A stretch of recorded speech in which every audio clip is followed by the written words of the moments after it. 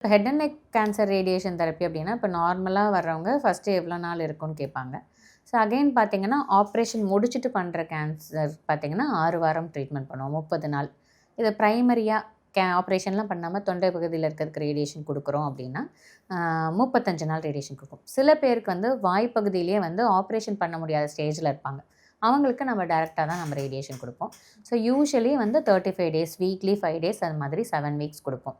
Side எஃபெக்ட்ஸ்ன்னு பார்த்தீங்க அப்படின்னா ஒருத்தருக்கு வந்து ரேடியேஷன் வைக்கிறப்ப பெயினோ இல்லை பர்னிங் சென்சேஷனோ எதுவுமே இருக்காது. பட் அந்த 7 வாரம் தூரத்தில் பார்த்தீங்க அப்படின்னா ஃபஸ்ட்டு 2 வீக்ஸ் அவங்களுக்கு எந்த தொந்தரவுமே இருக்காது. 3rd வீக்கில் அல்சர், அதாவது வாய்ப்பகுதியில் தொண்டை பகுதியில் சின்ன சின்னதாக அச்சரம் மாதிரி சின்ன சின்னதாக அல்சர் ஸ்டார்ட் ஆகும். யூஸ்வலி ஒரு புண்ணு வந்துச்சு அப்படின்னா ரேடியேஷன் வைக்கும் போது ட்ரீட்மெண்ட் வச்சு ஒரு 2 to 3 வீக்ஸ் வரைக்கும் அந்த புண்ணு இருக்கும்.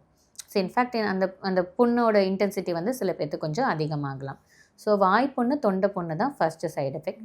யூஸ்வலி இது அப்படியே போகும். 4வது 5வது வாரத்தில் சில பேர்த்துக்கு எச்சில் வந்து திக்காகி சளி வாயில் இருக்கிற மாதிரி ஒரு கன்சிஸ்டன்சி இருக்கும்.